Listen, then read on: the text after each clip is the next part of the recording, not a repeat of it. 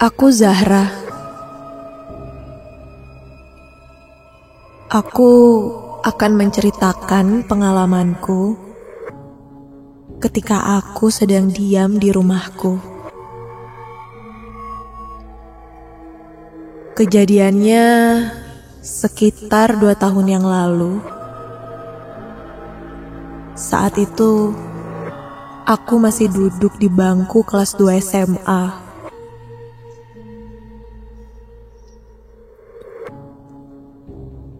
Aku tinggal bersama ayah, ibu, dan kakak.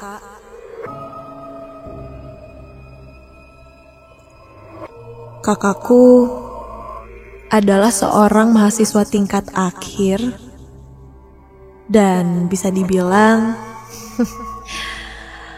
kakakku ini adalah seseorang yang sangat usil.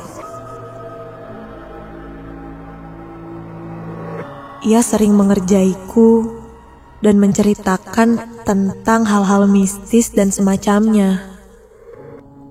Tetapi aku tidak percaya dengan apa yang sering diceritakannya. Dan aku menganggap kalau dia hanya berusaha menakut-nakutiku saja.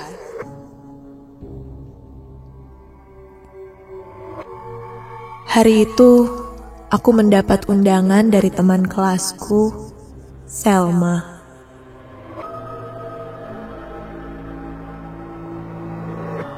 Ia sedang berulang tahun.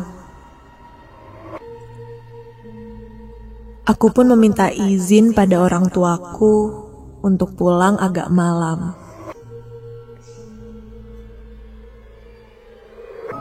Selma mengajak aku dan teman-teman sekelas untuk makan malam sambil merayakan ulang tahunnya di tempat makan yang ada di daerah Dago Atas. Singkat cerita, sesampainya di sana, kami pun langsung disajikan dengan makanan yang sangat banyak. Membuat kami langsung menyantap. Sampai tak terasa ketika sedang asik mengobrol, kulihat jam sudah menunjukkan pukul 8:30 malam. Karena takut pulang terlalu malam, aku pun pamit untuk pulang duluan. Guys, gue pamit duluan ya. Takut kemalaman nih. BTW, thank you ya buat traktirannya, Sel.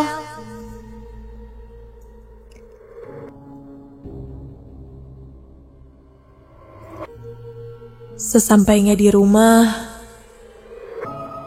aku pun langsung masuk kamar untuk segera bersih-bersih.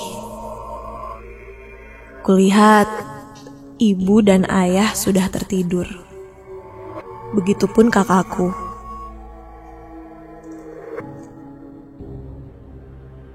Setelah selesai bersih-bersih, aku pergi ke dapur untuk menyeduh teh sebelum tidur. Awalnya sih, ketika di dapur, aku merasa biasa saja.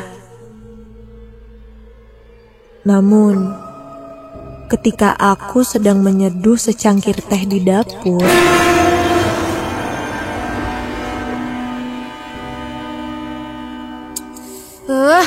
kebiasaan deh.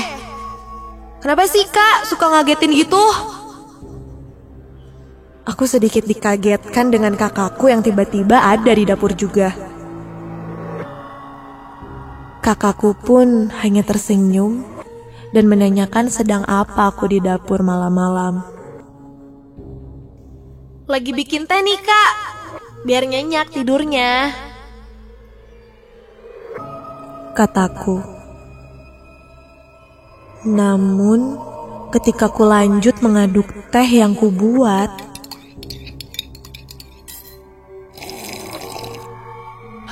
kakakku sedikit bercerita kalau tadi dia melihat seorang anak kecil ada di dapur. Apaan sih kak? Ada-ada aja. Kebiasaan deh kerjaannya tuh nakutin terus. Kataku. Lalu aku pergi kembali ke kamarku sambil membawa buatanku itu.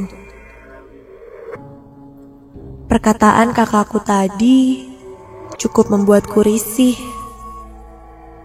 Tapi aku memutuskan untuk menghiraukannya saja.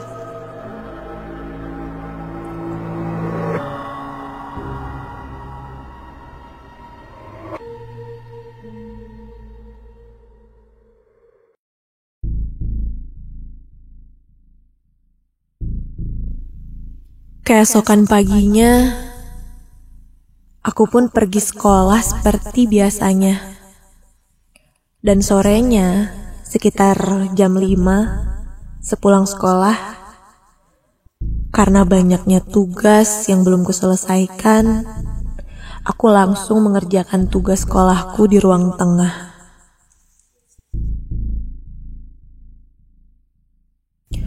Saat itu, di rumahku hanya ada aku dan kakakku saja. Ibu dan ayah sedang pergi dan akan pulang malam.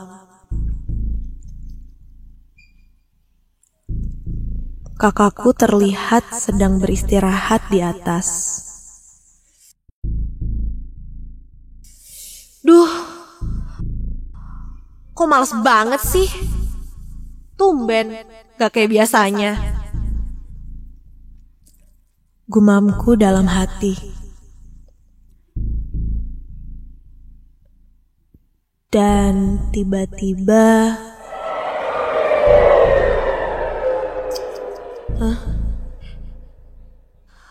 aku merasa ada seseorang yang sedang mengawasiku. Aku melihat ke sekeliling, tetapi tidak ada siapa-siapa di sana. Karena cukup kelelahan gara-gara kegiatan yang super padat, aku pun memutuskan untuk kembali ke kamar. Namun, seperti biasa, sebelum itu aku berniat untuk membuat teh dulu ke dapur. Dan ketika aku sedang menyeduh teh, tiba-tiba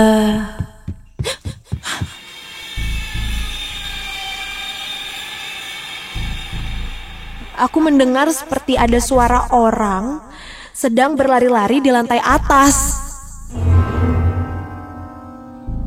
Awalnya aku pikir itu kakakku. Lagi ngapain sih kak? Gabut ya?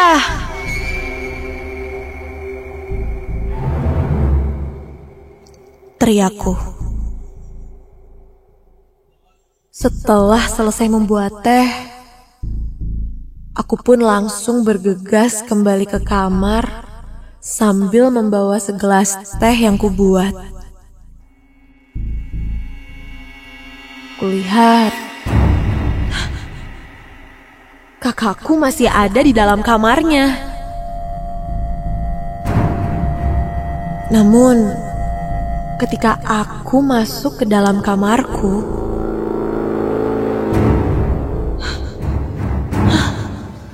aku sedikit dikagetkan ketika melihat buku-bukuku berserakan di lantai.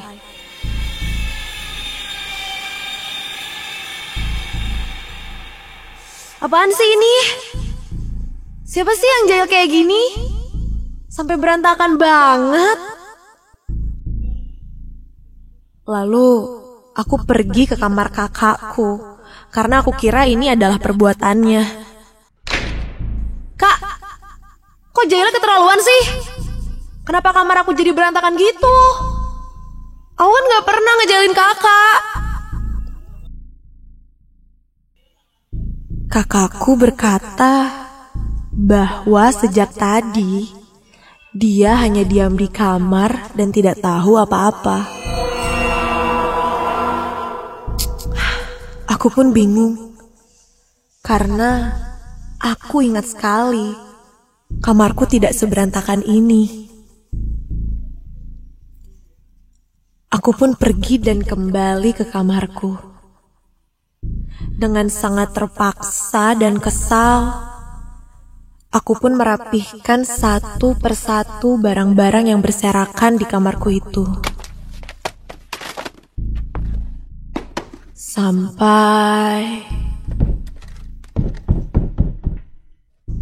terdengar suara berisik dari arah luar kamarku.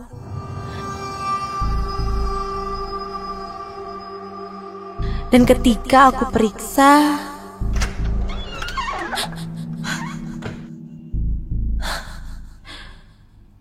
tidak ada apa-apa di sana. Suasana pun tiba-tiba menjadi sangat sepi.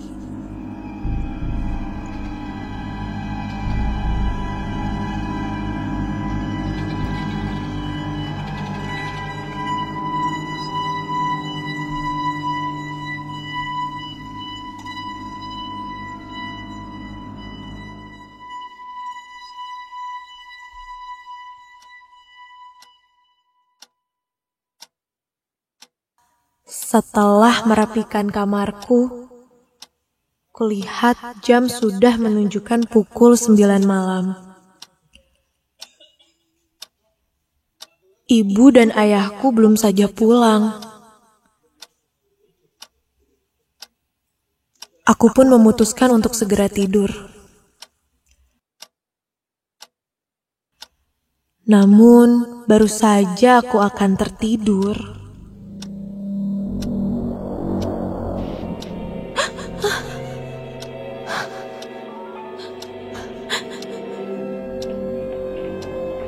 ku dengar suara TV di ruang tengah menyala. Mungkin itu orang tuaku yang baru pulang. Aku pun keluar dari kamar. Dan ketika aku lihat ke arah ruang tamu,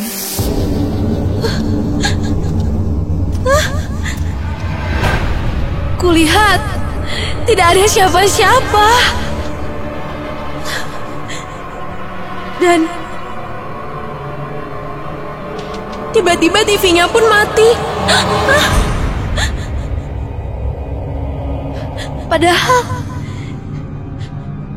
jelas ku dengar tadi ada suara yang sedang menonton TV. Aku pun mulai merinding dan aku mencoba kembali ke kamarku. Dan baru saja aku tutup pintu,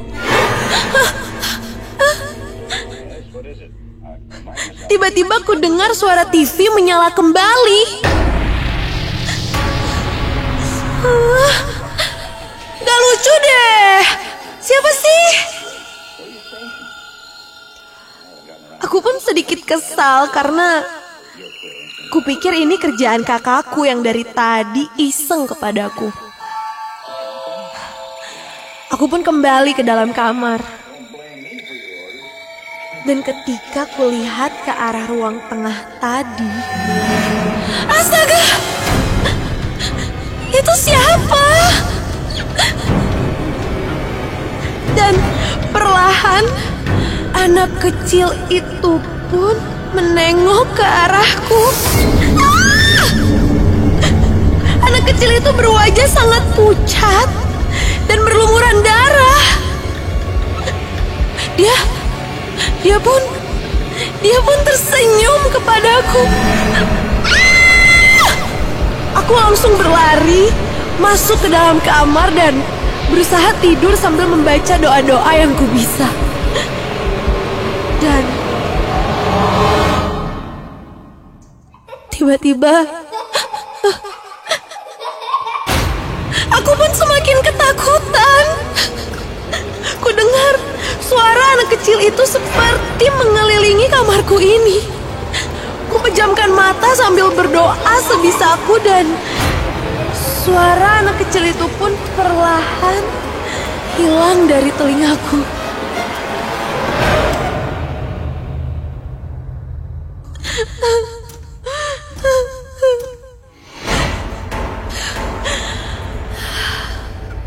Aku pun beranikan diri untuk membuka mataku. Dan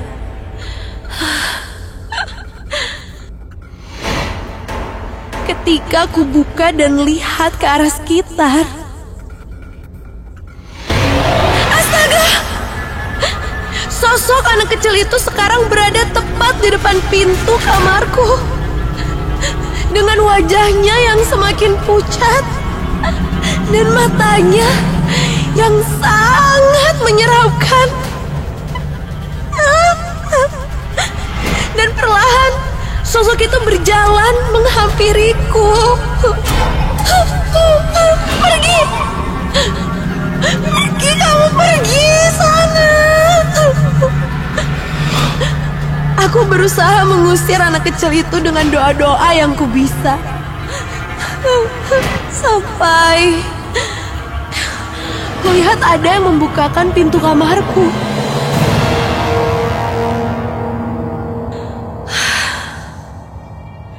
Dan ternyata itu kakakku. Sontak aku melihat lagi ke arah sosok anak kecil itu, namun sosok anak kecil itu pun menghilang. Kakakku pun langsung menghampiriku dan memelukku. Aku masih syok dengan kejadian tadi. Aku benar-benar panik saat itu.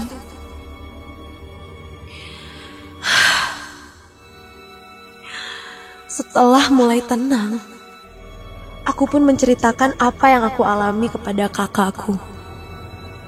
Dan kakakku pun membenarkan apa yang kulihat tadi.